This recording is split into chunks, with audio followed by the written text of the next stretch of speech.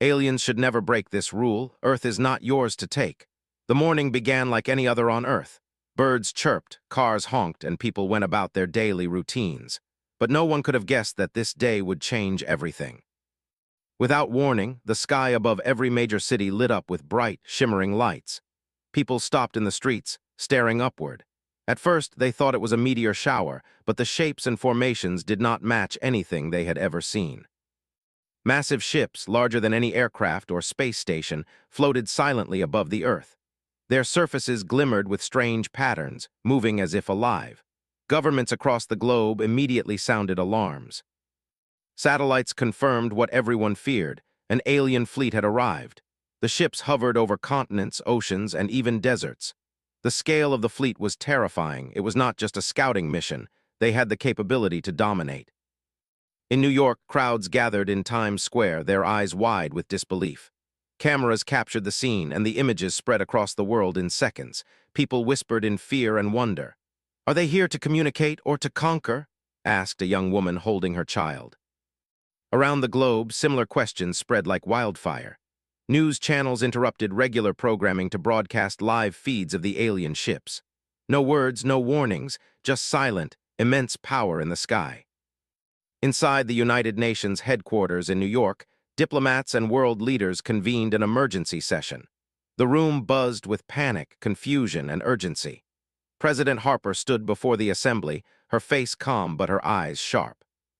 "We do not know their intentions," she said, "but we know one thing: Earth is ours and we will defend it." Scientists and military advisors nodded. Plans for defense were hastily prepared, though the leaders knew that conventional weapons would be nearly useless against such advanced technology. Meanwhile, across oceans and continents, ordinary people reacted in different ways. In Tokyo, families crowded into shelters. In London, volunteers rushed to hospitals to help the injured in case of attacks. In small villages in Africa, children ran to the hills to watch the enormous ships hover silently, their hearts pounding with both fear and curiosity. Humanity felt small in the presence of something so immense, something so unfamiliar. Yet even in fear, a sense of determination began to grow. Among the first to analyze the alien ships were scientists and engineers. Dr. Elena Martinez, a leading astrophysicist in Madrid, had spent years studying the possibilities of extraterrestrial life. She stared at the live feed from the sky, her mind racing. "These ships are massive," she said aloud, almost to herself. "And yet, I notice a pattern. Their formations depend on centralized points. If we could identify those points, we might find a way to disrupt them." Her team listened intently, scribbling notes and scanning every detail. In the United States, the military began to mobilize. Fighter jets scrambled to approach the fleet, only to find their radar signals bouncing back without response. The ships did not attack immediately, but the threat was clear. Humanity was being tested. Were they going to retreat in fear, or were they going to show that the planet belonged to its people? Amid the chaos, a group of ordinary citizens began to take action. Engineers, pilots, and students formed online communities to share ideas about how to defend Earth. In garages and labs, people worked tirelessly to repurpose drones, cars, and satellites for potential combat. A teenager named Ravi in Mumbai modified his old drone to carry a small EMP device, testing whether it could disrupt the ship's energy signals. His mother called him from the kitchen, worried. "Ravi, be careful." But Ravi shook his head with determination. "We can't just wait for them to take over," he said. Even the aliens seemed to be studying humans. Their ships shifted position, scanning cities, oceans, and mountain ranges. Communication attempts were made using universal mathematical patterns, but humans could not decode the signals fully. Still, the aliens followed one unbroken rule: they did not directly attack civilians, at least not yet. This restraint confused world leaders. Why would a species so powerful hesitate? Could it be arrogance or something else? In the streets of Moscow, people gathered in squares to watch the sky. Some prayed, some filmed, and some simply held hands. A young man named Alexei whispered, "They think they can take our world, but they haven't seen what we are capable of." Around him, others nodded. Across every continent, humanity began to feel a shared heartbeat, a realization that no matter how advanced the aliens were, Earth was defended by more than weapons. It was defended by its people, its spirit, and its unity. The first official communication came later that evening. The aliens spoke through a projection in the sky, words forming in multiple languages simultaneously. "We are the Zelari. We claim this planet. Surrender or face consequences." Gasps echoed across cities. Yet even in the face of this ultimatum, humans refused to be silent. Governments released statements and leaders spoke on live television. "Earth belongs to its people. We will not surrender." Dr. Martinez, along with a group of leading scientists, began analyzing the alien message. "Notice their tone," she said. "They speak of claiming, not negotiating. That means they are confident, perhaps overconfident. That could be their weakness." Engineers and hackers began to work furiously, trying to understand the ships, energy patterns, propulsion methods, and communications. Humanity might not have their technology, but they had creativity, curiosity, and daring, a combination that had always defined humans. By midnight, emergency defenses were in place around major cities. Satellites had been reprogrammed to detect unusual energy pulses. Drones patrolled the skies, and volunteers stood ready at communication hubs. Civilians had been trained to follow emergency protocols, to move efficiently and safely in case of attack. Fear still lingered, but it had begun to transform into action. Humanity was no longer just watching, they were preparing. High above, the Zelari observed silently. Their advanced sensors detected activity, but they could not predict the unconventional strategies humans were creating. They had expected fear, hesitation, and surrender. Instead, they found unity, ingenuity, and courage. Even the youngest humans, those born in a world without war, were finding ways to contribute. Earth, they realized, was not just land and water. It was a will, a spirit, a force that refused to be taken lightly. In New York, President Harper stood on a balcony overlooking the city. Below, thousands of people were gathered, holding lights and signs that read, "Earth is ours, we defend it." She raised her hand, a simple gesture of solidarity. "Tonight we face fear," she said into the microphone, her voice steady and strong. "But tomorrow we will show the universe that humanity does not surrender." "Earth is not yours to take." Cheers erupted, reaching the ears of those watching in distant cities, and perhaps even across the void to the alien fleet above. As the night deepened, humanity stayed awake, watching the ships, planning and waiting. Families huddled together, students debated strategies, and scientists ran simulations. The world had changed forever, but in that change, a new kind of hope emerged. Humans might be outnumbered.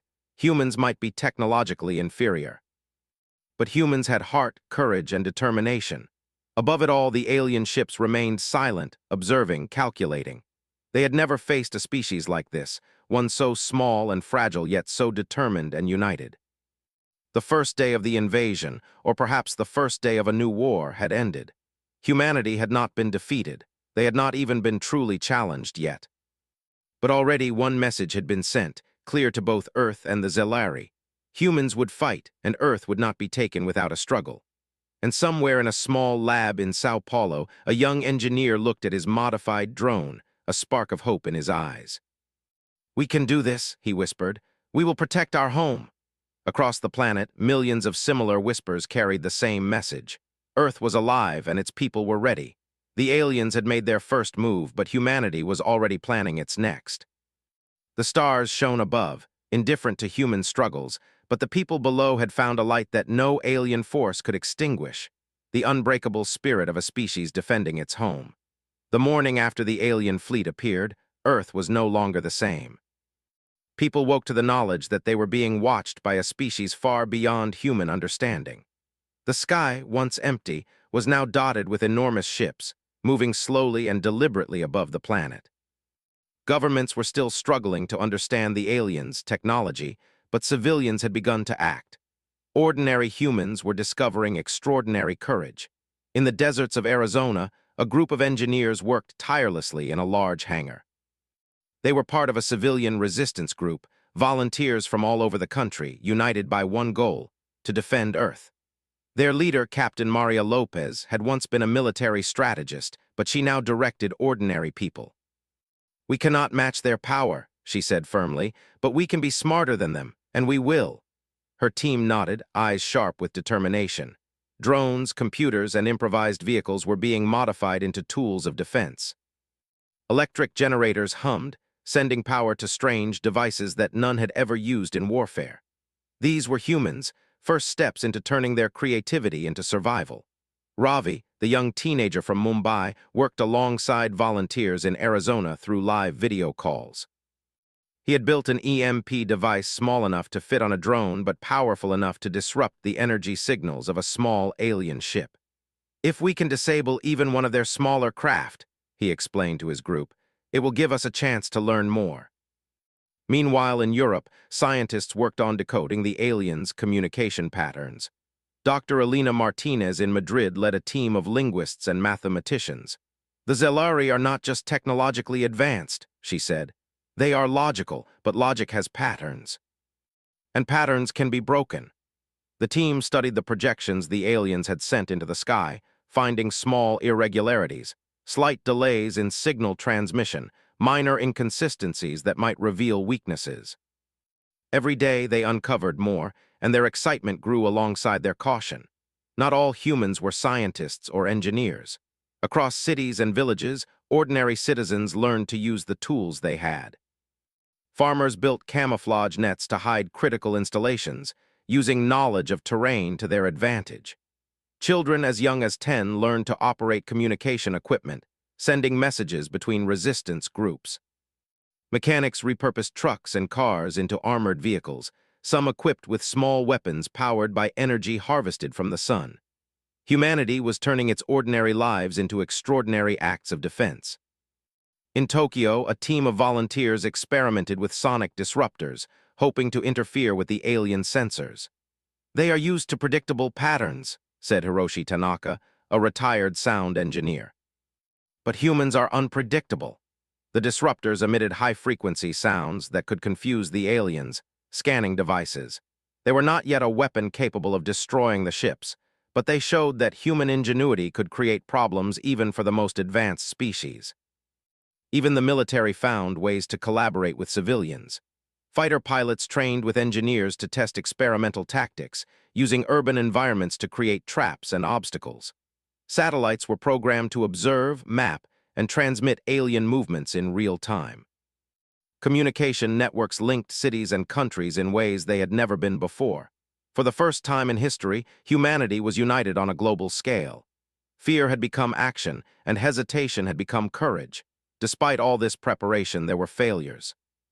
Small skirmishes had begun along coastal cities where alien scouts had landed, or where energy pulses had struck. Many of these encounters ended in destruction, but they provided valuable lessons.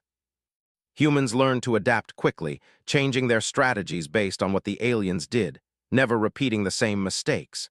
They realized that their unpredictability was their greatest weapon. In Moscow, Alexei led a group of volunteers in designing traps for alien landings. Using simple explosives, mirrors, and reflective surfaces, they created devices that could confuse or redirect alien energy beams. "We don't have their technology," Alexei said, "but we have our minds. And that is something they cannot control." His team worked day and night, preparing not just to defend, but to show that humans would not bow to fear. Communication between resistance groups became critical. Using encrypted networks, volunteers coordinated with scientists, engineers, and pilots worldwide. In Sao Paulo, the young engineer checked drone flight paths, while in Cairo, volunteers mapped energy pulses and potential landing zones. Each action, no matter how small, contributed to a growing web of resistance. Humans were learning to fight together as a species for the first time in centuries. Even as humans prepared, the Zelari were watching. Their scanners detected activity, and their analysts noted patterns of coordination unlike anything they had expected. In their own projections, they had assumed fear would paralyze humans, but they were wrong. Humans were bold, inventive, and persistent. They were learning quickly, adapting to each new challenge, and sometimes even anticipating alien movements. The Zelari had underestimated the power of human unpredictability and unity. Amid this growing resistance, small victories began to emerge. In Nairobi, a volunteer team successfully disabled an alien scout ship using an EMP drone. The craft fell to the ground, its energy systems offline. The city erupted in cheers. People danced in the streets, realizing that they could fight back. News of the victory spread around the world, giving hope to those who had been watching and waiting. Humanity had learned that even a small advantage, when used cleverly, could matter. The aliens, frustrated by these early defeats, began to reconsider their strategy. They observed humans not as a weak species to be conquered, but as opponents who required careful planning. This pause, however, gave humans more time to prepare. Every corner of the Earth became a potential defense point. Mountains, forests, deserts, and cities all could be used to create obstacles, ambushes, or clever traps. Humans turned their knowledge of their own world into a weapon. In Arizona, Captain Maria Lopez gathered her team one evening. "We are not just defending our homes," she said. "We are defending the idea of humanity itself. Every small action, every trap, every calculation brings us closer to proving that Earth is not theirs to take." Her team nodded, inspired by her words. Even ordinary citizens, once afraid, now felt a sense of purpose. They were part of something bigger than themselves. Meanwhile, in space observatories, satellites monitored the alien ships constantly. Scientists discovered that the Zelari relied heavily on certain energy conduits to maintain formation. Disrupting these conduits could create temporary confusion among the fleet, giving humans a strategic edge. It was a risky plan, but it demonstrated one thing clearly: humans were not passive. They were learning, adapting, and preparing to act. Across oceans and continents, the human spirit grew stronger. Fear still existed, but it was now tempered with courage. Communities supported each other, sharing supplies, knowledge, and encouragement. Children drew pictures of brave humans fighting aliens. Adults worked tirelessly to turn imagination into reality. Every person, in some way, became part of the resistance. Earth had become more than a planet. It was a symbol of human resilience. By the end of the second week, the first coordinated human operations began. Small teams of volunteers, engineers, and pilots launched tactical strikes, testing alien defenses. These were not full-scale attacks. They were experiments designed to learn and adapt. Yet even these small missions showed promise. Humans discovered that the aliens were strong but not invincible. Their reliance on predictable technology could be exploited. Their assumptions about human fear were wrong. Humanity was unpredictable, resilient, and united. In the quiet moments between planning and action, civilians looked up at the sky and felt something they had not expected: hope. They understood that the fight ahead would be difficult, even dangerous, but they also knew something essential: humans do not give up. Humans adapt. Humans fight. And when humans fight together, no force, no matter how powerful, can easily break their spirit. Captain Maria Lopez, watching the alien ships hover silently above Arizona, reflected on these early days of resistance. "We are just beginning," she said quietly to her team. "But already we are showing them that Earth is not theirs to take. And we will keep showing them every day in every way we can." Her team nodded, their faces determined. They knew the road ahead was long, but they also knew that they were no longer waiting for the aliens to act. Humanity had taken the first step toward defending its home. Above all, the Zelari fleet continued to hover silently, monitoring, calculating, and slowly realizing that humans were unlike any species they had encountered before.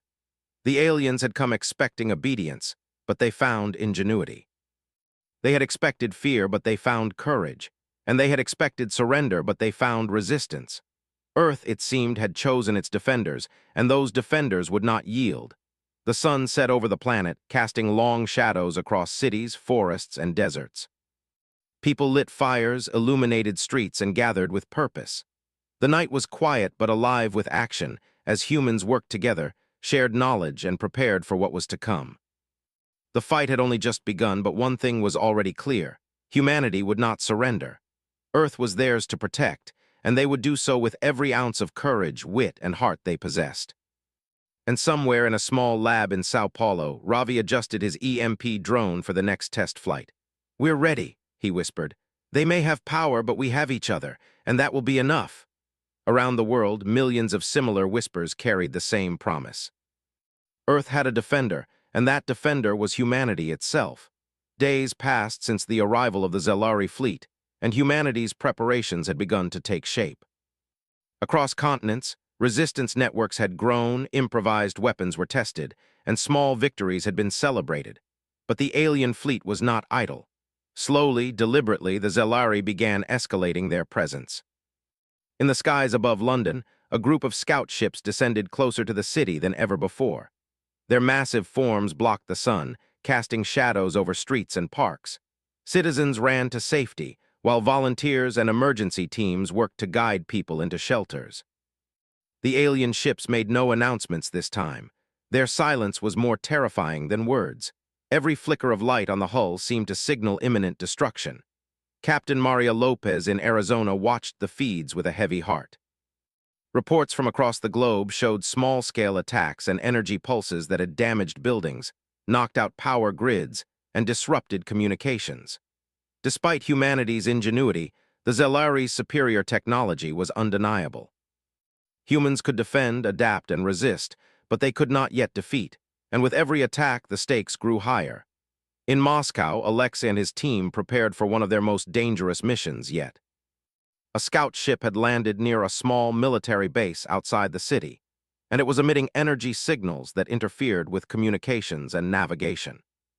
The team planned to disable the ship, but the operation would require entering areas that had already been hit by alien pulses. Civilians were evacuated, but the risk was immense. "We have no choice," Alexei said firmly. "If we let them operate freely, they will learn too much about us. We must act." Meanwhile, in Madrid, Dr. Elena Martinez and her colleagues worked day and night to decode more of the aliens' communications. "They are planning something larger," she warned, pointing to new signal patterns. "Their minor attacks are not random. They are testing us, probing our defenses, and gathering information. If we do not act soon, they may launch a major strike." The team's eyes widened. Humanity had hoped to buy time with small victories, but the Zelari were already thinking ahead. In Sao Paulo, Ravi and his team tested a new drone equipped with an EMP pulse capable of disabling multiple smaller alien units at once. "If we can take out a few of their smaller craft," he said, "we may create a window to observe the larger ships. But the risk is high. If we fail, we could lose the drone and give away our position." Volunteers worked tirelessly, checking wiring, testing circuits, and recalibrating sensors. Every small success built confidence. Every mistake taught lessons that could save lives. And then the crisis came. In the skies above New York, a massive energy pulse struck the city, knocking out communications and cutting power to entire neighborhoods. Civilian shelters filled rapidly, but chaos spread through the streets. The Zelari had launched their first major strike against a population center. Despite all preparations, humans were unprepared for the scale of destruction. Fires broke out, buildings trembled, and emergency sirens screamed across the city. Yet even in disaster, humanity did not falter. Rescue teams navigated darkened streets, carrying injured civilians to safety.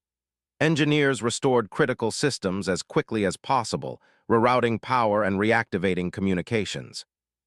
Volunteers guided children and the elderly through damaged areas. The Zelari may have had the power to strike, but humans had courage and determination.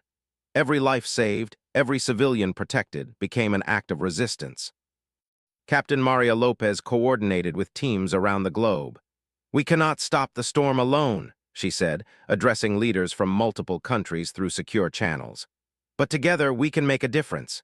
Each city, each region must act smartly. We must protect what we can and use every resource we have to turn the tide." Plans were made to coordinate attacks on alien landings, disrupt energy sources, and gather intelligence. Humanity's response was no longer reactive. It was deliberate and organized. In Moscow, Alexei's team approached the alien scout ship. The machine loomed over them, its smooth metallic surface reflecting the city's ruins. Inside, soldiers and volunteers moved cautiously. Every step was dangerous. The ship emitted pulses that interfered with navigation, but Alexei had studied its patterns. "Now," he whispered, signaling the team. They activated the traps they had prepared, EMP charges, reflective mirrors, and sonic disruptors. The pulses hit the alien ship. Lights flickered, the craft shuddered, and for the first time it fell to the ground, disabled. The victory was bittersweet. Several team members had been injured during the operation, and one volunteer had been trapped under debris. Yet the lesson was clear. humans could strike back. Courage, preparation, and sacrifice could give them the upper hand. Humanity had learned that to survive, they would need to risk everything, even their own lives. Meanwhile, across the Atlantic, New York's recovery teams were facing another threat. The aliens' energy pulses were precise, targeting infrastructure and testing defenses. Volunteers moved quickly, improvising solutions in real time. Engineers rerouted power from backup generators, while firefighters and medics navigated the rubble to assist civilians. Even ordinary citizens became heroes, helping in any way they could. Humanity's strength was not in technology alone. It was in their willingness to act, to sacrifice, and to protect each other. In Madrid, Dr. Martinez discovered a critical pattern in the Zelari signals. Their ships rely on a central energy core orbiting near the moon, she explained to world leaders and scientists. If we can reach it or disrupt it, we can cripple their fleet. It will not be easy, and it will be dangerous, but it may be our best chance. Governments began to plan missions, knowing the risk was almost certain death. Volunteers from every corner of the planet signed up. Humanity was ready to make sacrifices for the survival of Earth. In Sao Paulo, Ravi watched his drones fly over test areas. Each successful mission brought a small victory, but the stakes were growing higher. The Zelari were learning, adapting, and retaliating. Every strike humans made could provoke a counterattack. He knew the risks. "We may lose drones," he said to his team, "but we cannot lose hope. Every attempt teaches us something the aliens cannot predict." Across the world, families and volunteers felt the tension. Parents held children tightly in shelters, whispering promises of safety. Young people worked tirelessly to contribute, understanding that every action could mean the difference between survival and defeat. Humanity's determination became almost tangible, a force that the aliens could not fully understand. As the first week of major attacks ended, leaders convened virtually to discuss the next steps. Captain Maria Lopez addressed the assembly. "We have survived the first wave. We have learned their patterns, discovered weaknesses, and found courage we did not know we had. But this is only the beginning. The Zelari will not stop until they believe Earth belongs to them. We must show them through action that Earth is defended and that humanity is unstoppable when united." In the following days, sacrifices continued. Small teams undertook dangerous missions to disrupt alien operations. Some did not return. Their bravery, however, inspired millions. Stories of courage spread across cities and continents. Ordinary humans were becoming legends, not because they had superpowers, but because they dared to face the impossible. And above it all, the Zelari fleet observed. They noted humans' courage and ingenuity with increasing respect, and perhaps even a hint of caution. This species, they realized, was not like any other they had encountered. Humans were unpredictable, resourceful, and unyielding. The aliens had assumed they would face submission, but instead, they faced resistance built on creativity, unity, and sacrifice. In New York, as the sun set over the damaged city, volunteers cleaned streets, restored communications, and helped rebuild homes. Children who had once feared the sky now looked up with curiosity, learning from adults and preparing for the challenges ahead. Humanity was growing stronger through adversity, learning that survival required both courage and intelligence. Captain Maria Lopez watched the city lights flicker back to life. "We have paid a price," she said quietly, "but we have also learned something important. Courage is stronger than fear, and unity is stronger than power. The Zelari may be advanced, but they cannot destroy what we defend together." Around the globe, similar thoughts echoed. Humanity had faced crisis, and though it had required sacrifice, it had also revealed the true strength of Earth's defenders. The first major battle was not yet over, but humans had survived. They had endured destruction, faced impossible odds, and emerged more united than ever. And somewhere in a small lab in Sao Paulo, Ravi adjusted his drones for the next mission. "They may hit us," he said, "but we will not stop. We are humans, and humans do not surrender." The night sky was quiet again, but the humans below knew that the real test was only beginning. They had faced the first wave, made sacrifices, and learned invaluable lessons.